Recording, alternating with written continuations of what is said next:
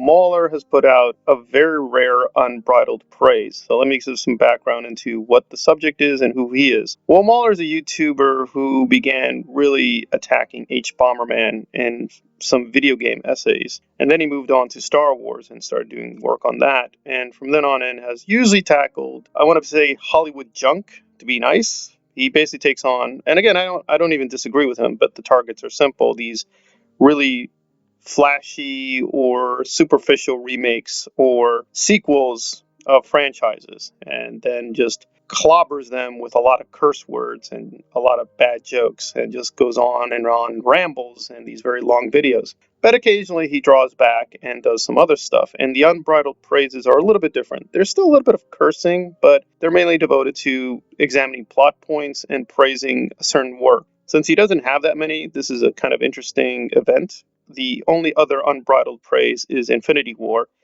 And I'm going to disagree slightly with Infinity War. We're not going to do a detailed compare and contrast, but I'll say it kind of doesn't work at three levels with that praise. One, he assumes that Kevin Feige has this great master plan. That's very questionable. Second of all, he doesn't seem to note the lack of continuity with Thanos as the main character. He looks differently in Avengers, he looks differently in Guardians of the Galaxy, and Mauler just skips that over. And third, he really isn't saying very much within that praise video. He's really just repeating plot points, praises them as really good and well done, and then moves on from scene to scene in kind of chronological order, and has a few callbacks to other Marvel movies, and that's about it. He doesn't really do an analysis. He doesn't explain why this is such a great work. It's just preemptive. It is a good work. And this kind of shares the same faults, but it is slightly more interesting because it's about Anthony Hopkins in his role in The Father, which is a much smaller kind of character study. And I know Anthony Hopkins pretty well, at least in terms of his recent performances. By recent, I mean going back to the 1980s. I don't mean recent in terms of just the 2000s. But I have to say, while he was persuasive in that this is a solid performance and a good film, I'm not clear what the status of the praise itself is. It's a little bit all over the place. So let me do even-handedly the positive and negative, and we'll hear snippets of what he was up to, because like many of his, quote, essays, really this is somewhat more modest. It's only like about an hour, but he makes his points basically in 35 minutes, and from then on just repeats himself, and repeats edited clips over and over again. And if you have to put it in a nutshell, it's basically just an Anthony Hopkins love fest. That's fine. I love Anthony Hopkins too. And to be fair to him, some other critics have also sort of said that, hey, this guy has just done his best performance in a lifetime, and it's probably his best performance of all. And I'll be consistent. I'd question their credentials as a critic, as I will with him, because I don't think that's going to hold up. So let's go back and forth in terms of hearing him and what he has to say, and then respond. Isn't it? The instance I find most engaging is the sound of insanity creeping in and becoming overbearing when he is abused. The realization that he cannot fend for himself while losing any sense of time and place. You alright? Let's eat our chicken, shall we? You like chicken, don't you? Only for his daughter to come and hold him along with the entrance of the piano in the soundtrack, combating and calming the rest. Until a gentle silence. I thought it was morning. I've only just got It's the evening, and I've cooked you a chicken. Oh, Dad. What this shows is that loved ones very much help to... It seems the focus here is Hopkins as a performer and how well he emotes. He doesn't even use the formal term, and I want to be careful. I'm not trying to be, quote, cultural racist that he doesn't know a lot about foreign films, but I think the technical term here is mise-en-scène. It's the way that Anthony Hopkins is working with the props as well as walking in the physical space that the director has set up. That's usually called mise-en-scène, in the way that the costumes, the props, the performers all interact with one another. And that's fine, and he does give some praise to Olivia as very critical in terms of complimenting Hopkins, so I don't want to distort what he's saying in the video. But really, this is just focused on Hopkins and how good he is in the role. That's fine, but if he knows more about Hopkins, he'd know that, well, this has sort of already been done with Remains of the Day, which was an early 90s film, and I thought this precise relationship he's talking about, patriarch, was treated in that film, although you can argue it's more of a father-son dynamic, although there are other dynamics involved too.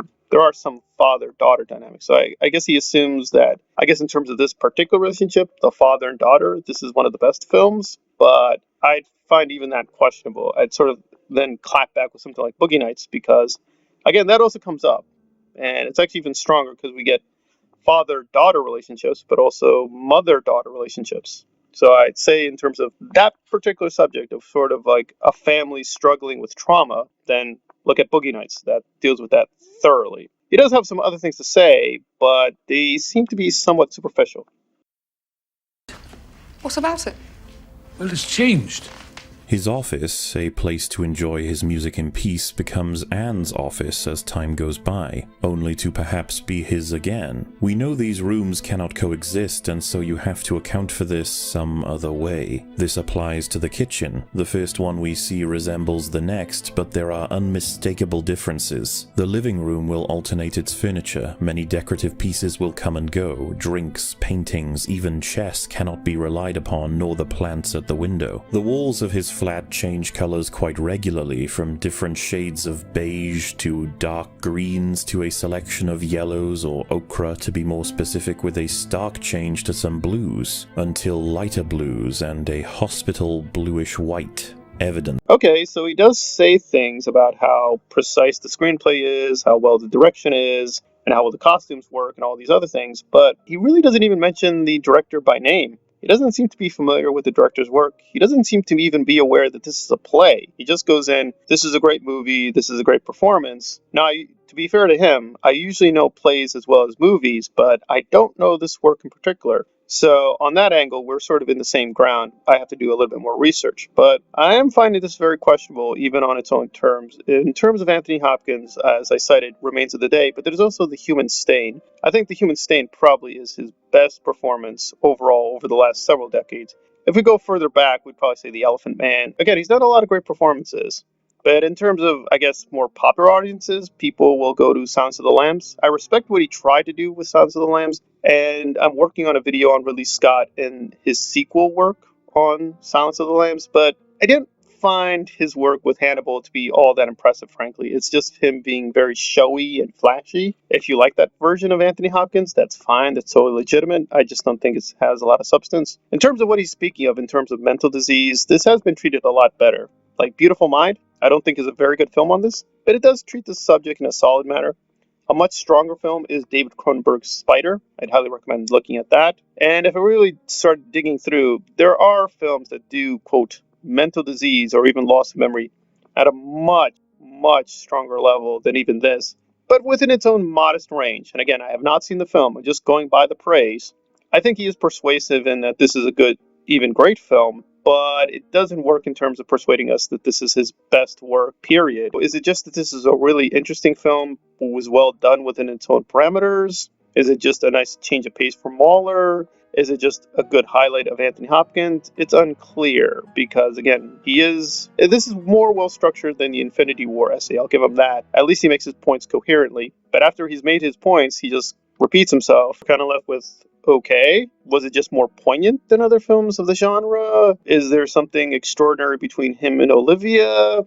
I'm sure if I look back, he's probably done better work with other performers, so still not quite clear where the praise would tell us in terms of, quote, the objectivity, subjectivity standard. Is this really the best Anthony Hopkins film of the last, 20, 25 years? Unclear. So I'd have to give the video essay a meh onto itself. If you are a big Hopkins fans, the meh they go to the more positive level, so you should see the video. But if you are an Anthony Hopkins skeptic, and again, I do love Anthony Hopkins, I don't think he's a bad performer, but he does sometimes do questionable work like, Transformers The Last Night. It will depend on your flow of Anthony Hopkins and whether he sometimes wastes his talents on mediocre work. I don't think this is it. I think this is a solid work, but is it worthy of an hour-long praise? Just mostly about him and how he works with a watch or puts on his clothes. I find that questionable. I'm going to stick to Human Stain and Remains of the Day.